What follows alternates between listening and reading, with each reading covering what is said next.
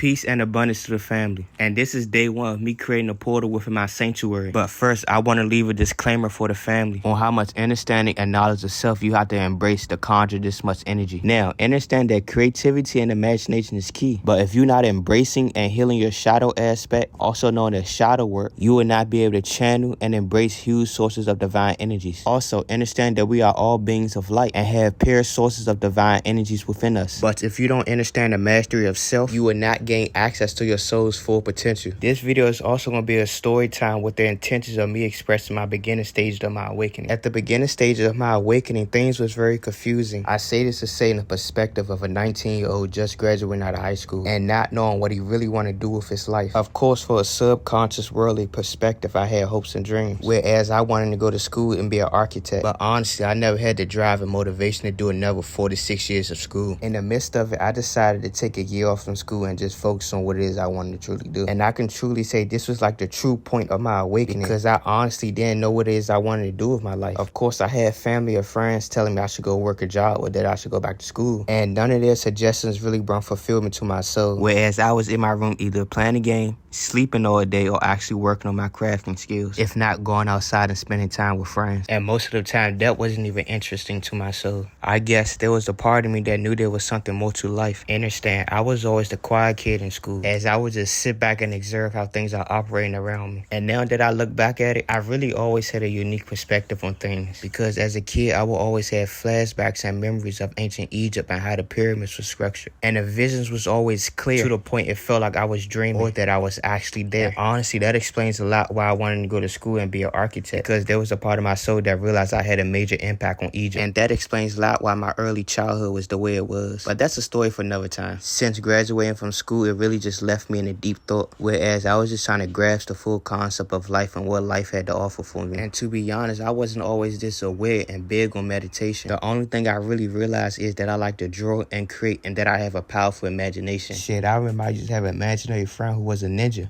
and he would always run across the power lines when we were going out on car rides. But that's a story time for another day. Like, since getting out of school, everything would just be so serious, to the point everybody's pressing me, telling me I should go to Job Corps and get another job. But only thing my soul really felt like it wanted to do is just sit in the room and draw all day. And this was some part of me attacking my root chakra and breaking free of trauma, because my soul was crying, honestly. As a year went past, all I remember is the summer of June 2020, where I would just get on YouTube and search up how to draw videos. And I remember this one particular video that popped up on my recommended, where there was a man and his family fighting for his child at a police station. And mind you, I'm not the one that indulge in drama or getting off and seeing other people fighting and arguing, but there was something about this being that seemed so familiar. And yes, it was energetically, but also there was a deeper connection, whereas my soul was crying out for the hunger of seeking information. As the intellect that came across my time feed name is Rashad Jamal, aka Divine Insight, free to God, as he would give lectures about how us as black people are indigenous to the land, and how we never came off no slave ship, and that we are non-ether beings that descended out of pure darkness. And honestly, from my perspective, I can never say what he was teaching was a lie, because from a deeper perspective, my soul craved and was fulfilled off the information that I was receiving. As to, he would teach about meditation and how important it is to quiet the mind, and also how sitting in silence and just being go hand in hand with you doing shadow work, as to opening and reprogram your chakras.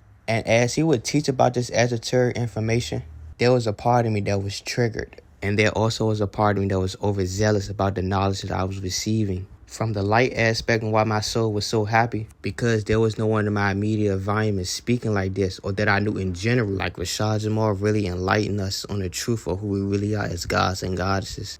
And from the shadow aspect, on why it was triggering towards me, because there was some part of my soul that was traumatized by its darkness. As a kid, I was always afraid of the darkness and the aspect of being abandoned or feeling left out. As months would pass, I would continue to watch and learn from the teaching that Rashad Jamal was enlightening us on. As I was just sitting in the lectures, and as he was speaking and enlightening us, I realized as he was teaching, I was actually drawing what it is that he was teaching us. And I would just sit right there and question, like, what is it that I'm drawing? Or how is it even possible that what he's teaching, I'm right here drawing? And then I realized it's time for me to start applying what it is that I was receiving. As I would sit in meditation for like 30 minutes a day, allowing myself to sit in silence to connect with my ancestors. All in all, just to have a peaceful moment with my soul. And this is what I say, once you really open yourself up to this world of energy, there's really no turning back. Because this false light that shine light upon this world is really an illusion. And that the true light shines within self. And this is where you truly open yourself up to the darkness of shadow work. And for those who doesn't understand shadow work or what it is, look at it from this viewpoint. You basically go into your darkness to save, guide, and nurture your inner child towards his light, releasing this darkness of trauma. And yeah, this is where things really got interesting and really intense for me. Because yes, I was embracing my light and the truth that I was receiving. As I would start going outside and embracing life again. Whereas I would go outside and apply the information that I was receiving. Whereas I was spreading the information that I was receiving to my neighbors and friends that we are gods and goddesses. And I swear, family, shit really got intense. Because yes, I was spreading light and shining light on my people. But it was also me conjuring and awakening this energy that was lying dormant within my soul.